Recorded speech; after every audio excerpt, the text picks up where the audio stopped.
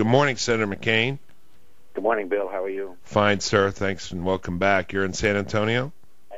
Yes, I'm in San Antonio and raising a little money, and then given the situation that is going to be on the floor of the Senate, I'm going to head back first thing tomorrow morning and try to beat back this new recipe for defeat that the Democrats are trying to foist off on the American people. Yep, great. We got great reports from your visits to New Hampshire, some wonderful write-ups, a lot of enthusiasm. You were talking about this. There is some conventional wisdom in a lot of the media that whatever criticism or lack of support you might be getting from some quarters in Republican precincts is because of your support of the war. I do not buy that at all. I do not think the American people want defeat.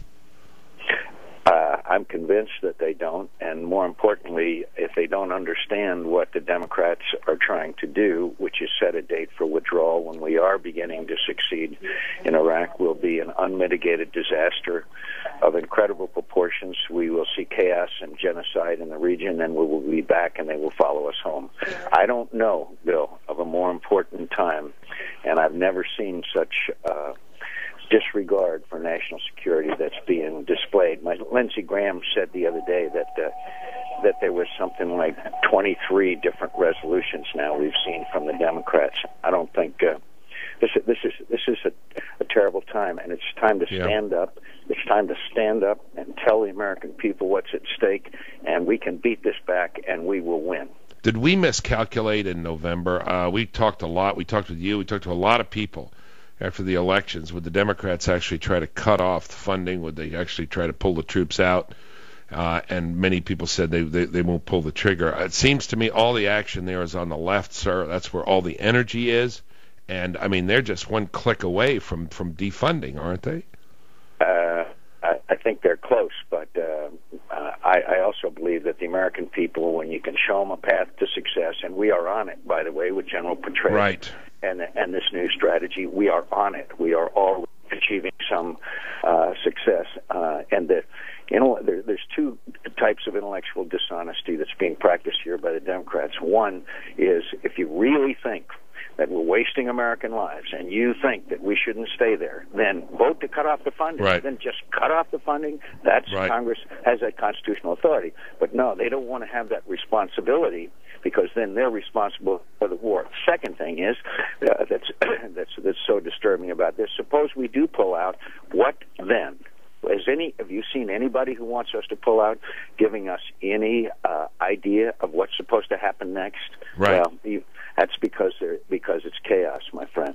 We saw in 1975 what happened, and we may be doing a replay of that right now.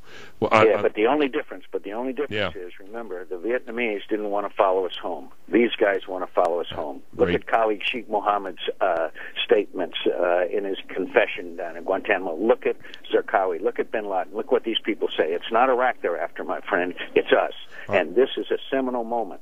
Yeah, I agree with you 100%. We've been talking about little else for the last 5 days. Let me just end with an optimistic note or question. Seems to me a lot of people are making the wrong inference. They're saying because the American people are unhappy with the war, because they'd like us not to be there if possible, the conclusion is they want us to cut and run. They want us to withdraw, surrender. That's not where the American people take that argument. They'd prefer something else. Of course they're not happy, but they will not buy the surrender argument.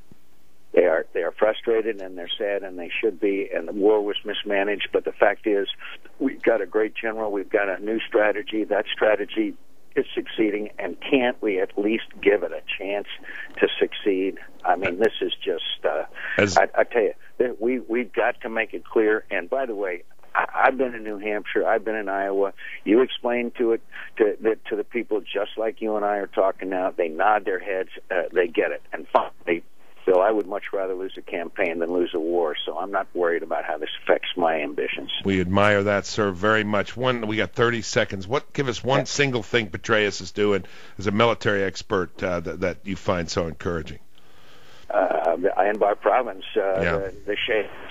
There are neighborhoods in Baghdad where you and I could walk through those neighborhoods today. Right. Military patrols are going through Sadr City with impunity. There's the military The Iraqi military is stepping up in a way that we've asked them to. The Maliki government is about to pass the oil revenue. I can give you about 10 more. All right. You won't read about it in some of our newspapers. Well, we'll play it here. I asked for one. You gave me 6. Thanks, Senator McCain. Thanks for standing up for our country.